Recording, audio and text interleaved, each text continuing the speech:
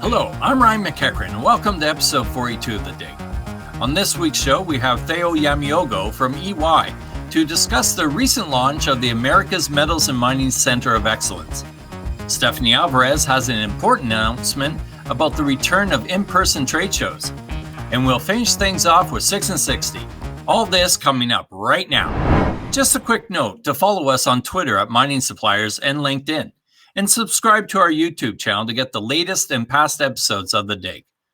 But right now, let's talk to Stephanie about this exciting announcement about in-person trade shows. Stephanie? Hi, Ryan. I'm very excited to give you and the viewers the most amazing news we have all been waiting for 15 months.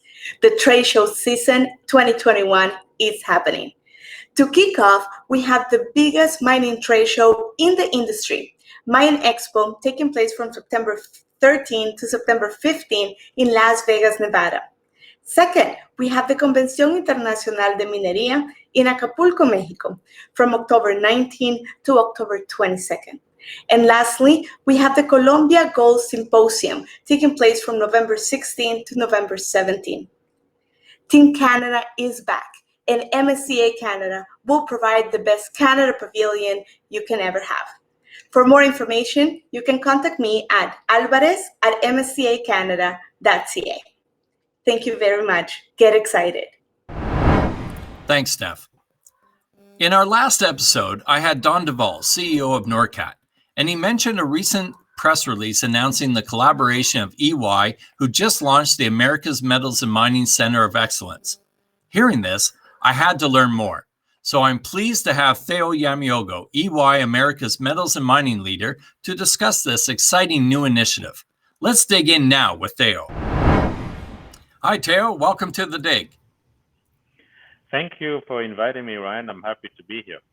Excellent, excellent. So, big news here. You did the launch of the EY America's Mining and Metals Center of Excellence. Can you explain a little bit about, the reasoning or the rationale behind it, and why now? Well, as you know, Ryan, I was recently in the industry before joining EY, and one of the things that we all know in the industry is missing is some sort of practicality in terms of services you provide to your clients.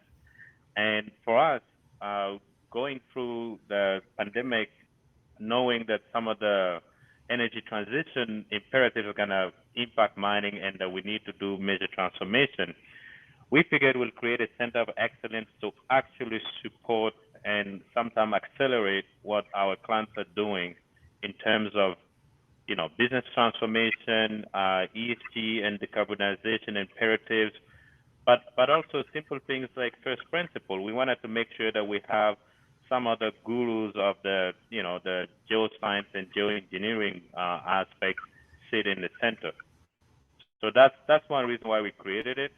The reason why it's called Americas is because, as you know, more than 70% of the revenue that we do outside of Canada is actually in the corridor, which we call corridor is basically what I tend to term the A to P square, so Atlantic to Pacific, and then Arctic to Patagonia. So that's the reason why we're going Americas. It's also the reason why we're setting up the COE. And that makes sense. I know a lot of our viewers and stuff, they're being based out of Canada, it's a natural fit to kind of head south in terms of addressing the activity. And there's a lot of mineral endowment in the Americas, so that I can totally understand why that makes sense.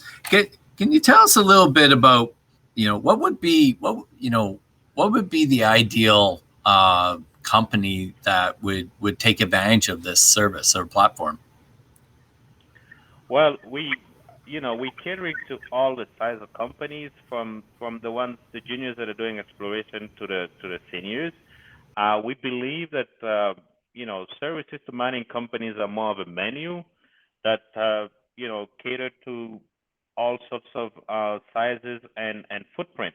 So, for example, when you think about junior companies, what we intend to do in the COEs is have them have access to some of the key skill sets that they may not want to have in-house, or that they may not be able to get in-house because these are very senior people.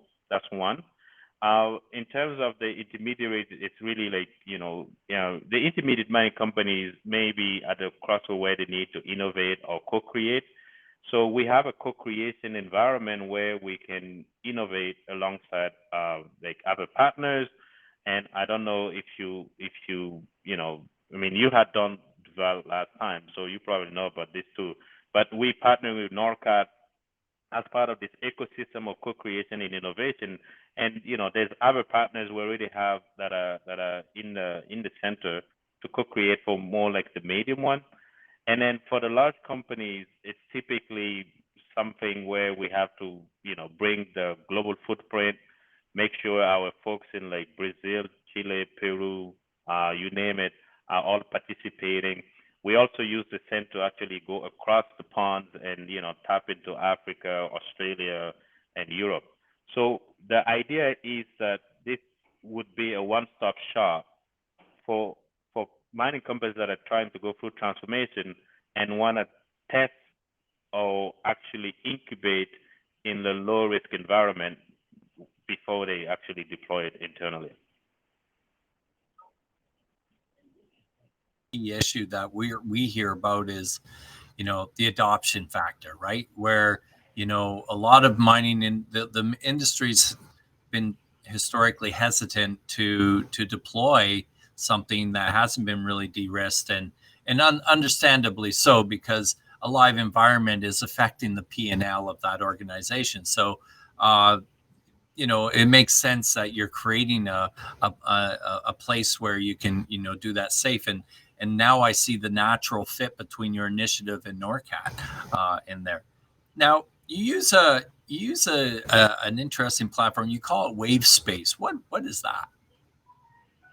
Well, back before COVID times, we figured that the best way to go from ideation to practical action plans in an enterprise environment is to shorten the time frame. And to shorten the time frame means that you need to bring people together and quickly get from the ideas to some sort of a plan that everybody like you're talking about adoption, right? So you need a plan that everyone can rally around because they participated in creating the plan. They're aware of all the ideas. They have all the inputs taken in, and when they leave the strategy session, they're actually ready to roll their sleeves and get going.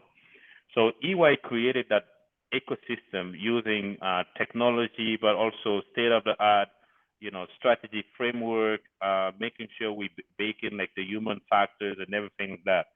And EY created a solution called WaveSpace that we take our clients through for the strategy and transformation roadmaps. But that was before COVID. So, and we had many big clients that, the big guys of this world participating, and also mining companies participating. During COVID, we realized that, okay, there's an opportunity here to actually make it virtual, because before COVID, sometimes it was hard to get all of these people in the same room because, especially in mining, everybody's all over the world and tickets are not cheap and people don't like to get out of the desk for stuff like strategy sessions. So we replicated the Wave Space into a virtual environment. And I can tell you, I've sat in 3 of them already in the past month. And that's what we actually use now for ideation to action plan on strategies. For mining companies, it's very useful when you think about, these offsites that people are doing and going to like, Muskoka or the Niagara Valley or some resorts in BC and Alberta. We try to make it virtual so that you can participate from the comfort of your home, and then, it makes the exercise of creating an action plan quicker and easier, and also very inclusive. Wow, that's a real kind of game changer in adopting that technology, because now location is not a constraint. It's exactly. and you're yeah, exactly. Yeah, exactly. So what can we expect in the next little while from E&Y in terms of this initiative? So we launched it. We already have, I was on the CIM conference not long ago, and I said that the fundamental job of the COE is to connect the wizards with the gurus, right? So in today's world, we do have wizards in mining companies because, the conditions are different, the constraints are different, the opportunities are endless, and it takes a little bit of wizardry today to be successful in the sector. But gurus have built the sector. Some of them retired, some of them are independent consultants right now. So we're making sure that we can pair these two in terms of first principle, but also in terms of the co-creation and innovation.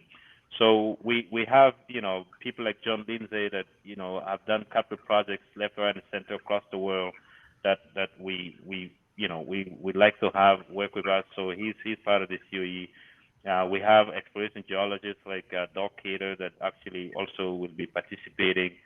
We have Siri, who's big on like ESG strategy.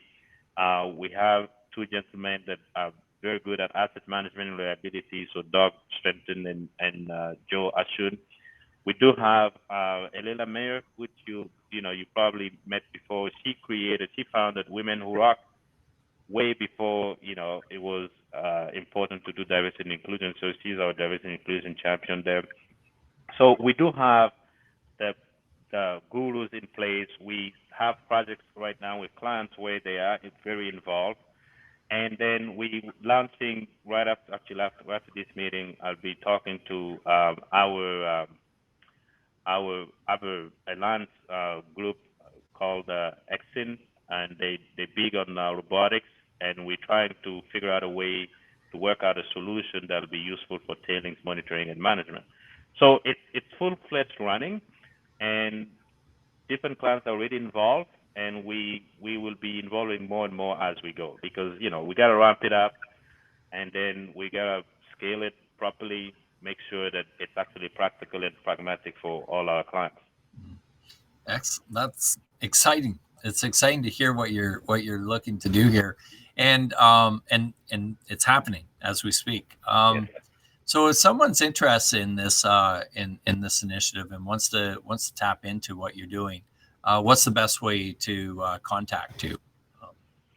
Listen, I mean, I've had people reach out to me directly through LinkedIn or through email. We do have clients we're talking to. I'll say that most clients are really aware, and we're working with them. And but on the supplier side, we still need to reach out to people part of your group there, the MSTA, so that we can make sure that we're partnering.